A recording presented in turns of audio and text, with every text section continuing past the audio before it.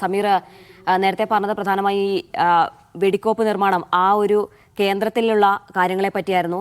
ഇപ്പോഴും കരിമരുന്ന് നിറച്ച വെടിക്കോപ്പ് അവിടെ ഉണ്ടോ എന്നുള്ളൊരു സംശയമുണ്ട്. അല്ലെങ്കിൽ അത് നിർവീര്യമാക്കാനുള്ള ഒരു നീക്കമൊക്കെ അധികൃതരുടെ ഭാഗത്തു നിന്നും നടക്കുന്നുണ്ടെന്നാണ് മനസ്സിലാക്കുന്നത്. അതിനുശേഷം മാത്രമായിരിക്കും അങ്ങോട്ടൊക്കെയുള്ള ഒരു തിരച്ചിൽ നടത്താൻ കഴിയുക എന്നതാണ് ഏറ്റവും പ്രധാനപ്പെട്ട കാര്യം.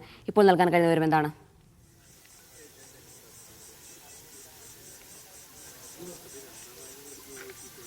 പോലീസിന്റെ ഭാഗത്തു നിന്നുള്ള പരിശോധന ഇപ്പോൾ പുരോഗമിക്കുകയാണ്. കടാവർ നായകളെ ഉപയോഗിച്ചുള്ള പരിശോധനയാണ് പുരോഗമിക്കുന്നത്. വലിയ രീതിയിലുള്ള സ്ഫോടനമാണ് ഉണ്ടായിട്ടുള്ളത്. 13 പേർ മരിച്ചു. അതിൽ പലരുടെയും ശരീരഭാഗങ്ങൾ ചിഹ്നിച്ചെതിരെ നിലയിലായിരുന്നു. കൂടുതൽ പേർ മരിച്ചിട്ടുണ്ടോ, അതുപോലെ തന്നെ കൂടുതൽ പേർ അപകടത്തിൽപ്പെട്ടിട്ടുണ്ടോ തുടങ്ങിയ കാര്യങ്ങളിലൊക്കെ ഒരു വ്യക്തത വരേണ്ടതുണ്ട്. അതുമായി ബന്ധപ്പെട്ടുള്ള വ്യക്തത വരേണ്ടത് ഇത്തരത്തിലുള്ള ഈ പരിശോധനയിലൂടെയാണ്. അതിന്റെ ഭാഗമായി കൊണ്ടുള്ള പരിശോധനയാണ് പുരോഗമിക്കുന്നത്. ഞാനിപ്പോൾ നിൽക്കുന്ന ഇതിന്റെ തൊട്ട് പിറകിലായിക്കൊണ്ടാണ് നമുക്ക് അതിന്റെ ഈ അപകട മേഖല നമുക്ക് കാണാനാവുന്നത്. അതായത് ആ ഭാഗത്ത് ഒരു വലിയ പാടശേഖരം അതിന് നടുവിലായിക്കൊണ്ട് ചെറിയ ഒരു തുരുത്താണ്. ആ തുരുത്തിനകത്താണ് 5 വെടിപ്പുരകൾ ഉണ്ടായിരുന്നത്. അതിന്റെ സമീപത്തേക്കൊണ്ട് മറ്റൊരു വെടിപ്പുരയും ഉണ്ടായിരുന്നു. ഈ 5 വെടിപ്പുരയും പൂർണ്ണമായും കത്തി നശിച്ചിട്ടുണ്ട്. ഈ സ്ഫോടനത്തിൽ തകർന്നിട്ടുണ്ട്. സമീപത്തെ മറ്റ് ഇടത്ത് അത് ഭാഗ്യമായാണ് നശിച്ചിരിക്കുന്നത്.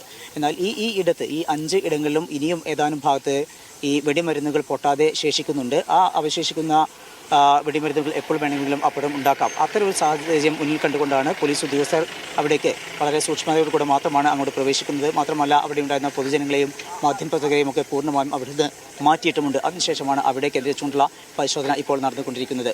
കടാവർ നായകളെ ഉപയോഗിച്ചുള്ള പരിശോധനയിൽ 2 ഭാഗങ്ങളായിക്കൊണ്ട് ശരീര അവശിഷ്ടങ്ങൾ കണ്ടെത്തി. അതാണ് ഇന്നത്തെ ഈ പരിശോധനയുടെ ഏറ്റവും പ്രധാനപ്പെട്ട കാര്യം.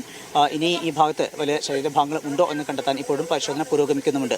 മന്ത്രിമാരായിട്ടുള്ള കെ രാജൻ അതുപോലെ എം പി രാജേഷ് എന്നിവരിവിടെ എത്തിയിരുന്നു. അവർ ഇവിടെ ഉദ്യോഗസ്ഥരുമായി കൂടിക്കാഴ്ച നടത്തി. ഉന്നത പോലീസ് ഉദ്യോഗസ്ഥർ അതുപോലെ തന്നെ ജില്ലാ കളക്ടർ ഉൾപ്പെടെയുള്ളവരും ഇവിടെ എത്തിക്കൊണ്ട് കാര്യങ്ങളെല്ലാം തന്നെ വിശദീകരിക്കുന്നുണ്ട്. അതുപോലെ തന്നെ കാര്യങ്ങളെല്ലാം തന്നെ ഏകോപിപ്പിക്കുന്നുണ്ട്. മന്ത്രി പറഞ്ഞ പ്രധാനപ്പെട്ട കാര്യം എത്ര ആളാണ് ഈ അപകട സമയത്ത് ഇവിടെ ഉണ്ടായിരുന്നത് എന്നതിൽ ഒരു വ്യക്തത ഇതുവരെയും കണ്ടെത്താൻ കഴിഞ്ഞിട്ടില്ല. ഒരു വ്യക്തത ഉണ്ടായിട്ടില്ല. അതുമായി ബന്ധപ്പെട്ട ഒരു വ്യക്തത വരുത്തുക എന്നുള്ളതാണ് ഏറ്റവും പ്രധാനപ്പെട്ട കാര്യം. അതുമായി ബന്ധപ്പെട്ട് ജില്ലാ കളക്ടറേറ്റ് കേന്ദ്രീകരിച്ചുകൊണ്ട് 4 കൺട്രോൾ റൂമുകൾ പ്രവർത്തിക്കുന്നുണ്ട്. ആരെങ്കിലും മിസ്സിംഗ് ഉണ്ടെങ്കിൽ ബന്ധപ്പെട്ടവർ അക്കാര്യം കൺട്രോൾ റൂമുമായി ബന്ധപ്പെടണം. അങ്ങനെ അതുമായി ബന്ധപ്പെട്ടുള്ള ഒരു കൃത്യമായിട്ടുള്ള കണക്കെടുക്കാനും അവരെ കണ്ടെത്താനും അതുമായി ബന്ധപ്പെട്ട് മുന്നോട്ട് പോകാനും കഴിയുകയുള്ളൂ. ആ ഒരു സാഹചര്യത്തിൽ അത്തരം കാര്യങ്ങളിൽ ആരും ഭയപ്പെടേണ്ടതില്ല. ഒരു വിധത്തിലുമുള്ള നിയമ നടപടിയോ മറ്റോ ഭയന്നുകൊണ്ട് ആരും പിന്നോട്ട് പോകരുത്. കൃത്യമായിട്ടുള്ള വിവരങ്ങൾ നൽകണം എന്ന ആ കാര്യം കൂടി മന്ത്രി വ്യക്തമാക്കുന്നു. അതുപോലെ തന്നെ ഇതുമായി ബന്ധപ്പെട്ടുള്ള പരിശോധനയിൽ ശരീരഭാഗങ്ങൾ കണ്ടെത്തി എന്നുള്ള കാര്യം മന്ത്രിയും സ്ഥിരീകരിക്കുന്നുണ്ട്. ഏതായാലും വിശദമായിട്ടുള്ള പരിശോധന പുരോഗമിക്കുകയാണ്. പോലീസിന്റെ പരിശോധനയ്ക്കൊപ്പം തന്നെ മജിസ്ട്രേറ്റ് അന്വേഷണവും പുരോഗമിക്കുന്നുണ്ട്. വൈകാതെ തന്നെ സംസ്ഥാന പോലീസ് മേധാവി റവാഡ ചന്ദ്രശേഖർ ഇവിടെ വരുന്നുണ്ട്. അദ്ദേഹം മാധ്യമങ്ങളെ കാണുകയും ചെയ്യും. പോലീസിന്റെ ഭാഗത്തുനിന്നുള്ള അന്വേഷണം എങ്ങനെയാണ്, അതുപോലെ തന്നെ ഈ വിഷയമായി അന്വേഷണത്തിന് പ്രത്യേകമായിട്ടുള്ള അന്വേഷണ സംഘത്തെ നിയോഗിക്കേണ്ടതുണ്ടോ തുടങ്ങിയിട്ടുള്ള കാര്യങ്ങളൊക്കെ ഒരു വ്യക്തത വരും എന്ന് തന്നെയാണ് നമുക്ക് മനസ്സിലാക്കാവുന്നത്. വൈകാതെ തന്നെ DGPയും ഇവിടെ എത്തുന്നുണ്ട്. പോലീസിന്റെ പരിശോധന, ഫോറൻസിക്കിന്റെ പരിശോധന, അതുപോലെ തന്നെ കടാവർ നായകളെ ഉപയോഗിച്ചുള്ള പരിശോധന, കൂടാതെ ഡ്രോൺ ഉപയോഗിച്ചുള്ള പരിശോധനയും അതുപോലെ ഫയർഫോഴ്സ് ഉദ്യോഗസ്ഥരുടെ പരിശോധനയും അങ്ങനെ വിവിധ തലങ്ങളിലുള്ള പരിശോധനകളാണ് ഇപ്പോൾ ഇവിടെ നടന്നുകൊണ്ടിരിക്കുന്നത്.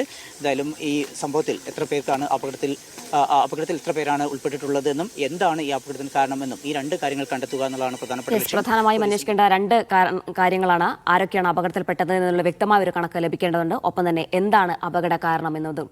ഏതായാലും ദൗത്യം അവിടെ പുരോഗമിച്ചുകൊണ്ടിരിക്കുകയാണ്. 3 കടാവർ നായ്ക്കളാണ് ഇപ്പോൾ അപകട സ്ഥലത്തുള്ളത്. സമീർ സി മുഹമ്മദാണ് വിശദാംശങ്ങൾ നൽകിയത്.